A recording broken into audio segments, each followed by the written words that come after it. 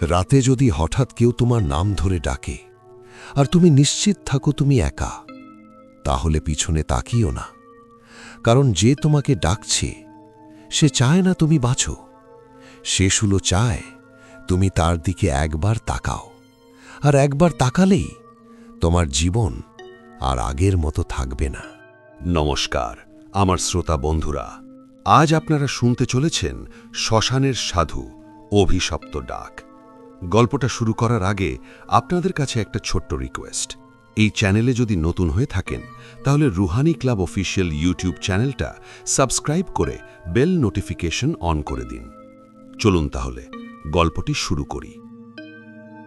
নবপুর গ্রামটা ছোট, শান্ত, সাধারণ, কিন্তু এই শান্তির আড়ালে লুকিয়ে আছে এক ভয়ঙ্কর রহস্য। গ্রামের একদম পাশেই একটা পুরনো শ্মশান। জায়গাটা এতটাই নির্জন যে দিনের বেলাতেও লোকজন ওদিকে যেতে চায় না। বয়স্করা বলে, ওখানে শুধু মৃত মানুষ না, আরও কিছু আছে। এই আরও কিছুটাই এই গ্রামের আসল ভয়। অনেক বছর আগে এই গ্রামে এক অদ্ভুত ঘটনা ঘটেছিল। একজন মাঝবয়সী লোক মারা যায়। তার দেহ শ্মশানে নিয়ে যাওয়া হয়। সব প্রস্তুতি হয়ে গিয়েছিল দাহ করার জন্য, কিন্তু হঠাৎ করে ভয়ঙ্কর ঝড় ওঠে। আকাশ কালো হয়ে যায়, বিদ্যুৎ চমকাতে থাকে, আর সবাই ভয় পেয়ে দেহটা রেখে বাড়ি ফিরে যায়। পরের দিন সকালে তারা আবার শ্মশানে যায়, আর যা দেখে তা আজও কেউ ভুলতে পারেনি। দেহটা আগের জায়গায় নেই। কিছু দূরে একটা পুরনো বটগাছের নিচে দেহটা বসে আছে, চোখ খোলা, মুখে অদ্ভুত হাসি। সেই দিন থেকেই এই শ্মশান বদলে যায়। এর কিছুদিন পর গ্রামে দেখা যায় এক অদ্ভুত মানুষকে। কালো কাপড় পরে, শরীরে ছাই মাখা, চোখে অদ্ভুত দৃষ্টি। সে শ্মশানের মধ্যেই থাকতে শুরু করে। কেউ জানে না সে কে, কিন্তু ধীরে ধীরে সবাই তাকে চিনতে শুরু করে। শ্মশানের সাধু। লোকজন বলে সে মৃত মানুষের সাথে কথা বলে, আর কেউ কেউ বলে সে মৃতদের জাগিয়ে তোলে। অনেক বছর পরে অর্ণব নামে এক ছেলে এই গ্রামে আসে। সে ইউটিউব ভিডিও বানায় ভৌতিক আর রহস্যময় জায়গা নিয়ে। নবপুরের এই গল্প শুনে সে উত্তেজিত হয়ে ওঠে। সে ভাবে, এটাই হবে আমার সবচেয়ে ভাইরাল ভিডিও। গ্রামের লোকেরা তাকে বারণ করে, রাতে যেও না, ওখানে গেলে ফিরে আসবি না। কিন্তু অর্ণব এসব কথা বিশ্বাস করে না। রাত 12টা, অর্ণব ক্যামেরা নিয়ে বের হয়। জঙ্গলের রাস্তা দিয়ে হাঁটতে হাঁটতে হঠাৎ সে নিজের নাম শুনতে পায়, অর্ণব। সে থেমে যায়, চারদিকে তাকায়, কেউ নেই। সে আবার হাঁটে, আবার সেই কণ্ঠ, অর্ণব। এইবার একদম পেছন থেকে তার শরীর কাঁপতে শুরু করে। সে শ্মশানে ঢোকে। চারদিকে পোড়া কাঠ, ছাই আর অদ্ভুত গন্ধ। দূরে একটা চিতা জ্বলছে, আর তার সামনে বসে আছে একজন। কালো কাপড়, স্থির, চুপচাপ। অর্ণব ক্যামেরা জুম করে, দেখে মৃতদেহটা নড়ছে। প্রথমে আঙুল, তারপর হাত, তারপর পুরো শরীর। দেহটা উঠে বসে। অর্ণবের নিঃশ্বাস বন্ধ হয়ে আসে। সাধু ধীরে বলে, এখনো সময় হয়নি, তোকে যেতে দেওয়া যাবে না। দেহটা আবার শুয়ে পড়ে। হঠাৎ সাধু মাথা ঘুরিয়ে অর্ণবের দিকে তাকায়। অর্ণব বুঝে যায় সে ধরা পড়েছে। সে দৌড় দেয়।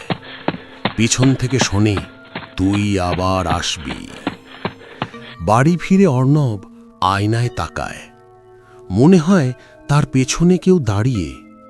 সে ঘুরে তাকায়, কেউ নেই, কিন্তু অনুভূতিটা থেকে যায়। দ্বিতীয় লাত, সে আবার যায়। এইবার লুকিয়ে দেখে অনেক মৃতদেহ, আর সাধু একে একে তাদের জাগাচ্ছে। পুরো না, আধা। তাদের চোখ খোলা, কিন্তু তারা জীবিত না। অর্ণব বুঝে যায়, এই সাধু মৃতদের মুক্তি দিচ্ছে না, সে তাদের আত্মা আটকে রাখছে, নিজের শক্তির জন্য। হঠাৎ তার পেছনে কণ্ঠ, তুই অনেক বেশি জেনে ফেলেছিস। সে ঘুরে দাঁড়ায়, সাধু সামনে দাঁড়িয়ে। সাধু বলে, এখন তুইও থাকবি। চারদিকে মৃতদেহ উঠে দাঁড়ায়, সবাই অর্ণবের দিকে তাকায়। তার শরীর জমে যায়, চোখের সামনে অন্ধকার। অর্ণবের চোখের সামনে অন্ধকার নেমে আসে, কিন্তু সেটা সম্পূর্ণ অন্ধকার না। সে অনুভব করতে থাকে সে এখনো আছে, কিন্তু নিজের শরীরে না। তার চারদিকে ঠান্ডা, ভারী একটা অনুভূতি, যেন সে কোথাও আটকে আছে। হঠাৎ তার চোখ খুলে যায়, কিন্তু এইবার সব কিছু আলাদা। চারদিকে কুয়াশা, শ্মশানটা আগের মতোই, কিন্তু রং নেই, সব ধূসর, নীরব। সে নিচে তাকায়, তার নিজের শরীরটা মাটিতে পড়ে আছে, চোখ বন্ধ, নড়ছে না। অর্ণব বুঝতে পারে সে আর নিজের শরীরে নেই, সে এখন একটা আত্মা। তার বুক ধক করে ওঠে, সে চিৎকার করতে চায়, কিন্তু কোনো শব্দ বের হয় না। হঠাৎ সে দেখে চারদিকে অনেকগুলো ছায়া, মানুষের মতো, কিন্তু পুরো না। তারা ধীরে ধীরে নড়ছে, কেউ তাকিয়ে আছে, কেউ কাঁদছে, কেউ ফিসফিস করছে। একটা ছায়া ধীরে ধীরে তার দিকে এগিয়ে আসে, তার চোখে দুঃখ। সে ফিসফিস করে, তুইও ফেঁসে গেলি। অর্ণব কিছু বলতে পারে না, কিন্তু সে বুঝতে পারে এই আত্মাগুলো মুক্ত না, তারা আটকে আছে। হঠাৎ চারদিকে হাওয়া থেমে যায়, সব ছায়া থেমে যায়। তারপর সাধু সামনে এসে দাঁড়ায়, কিন্তু এবার সে আগের মতো না।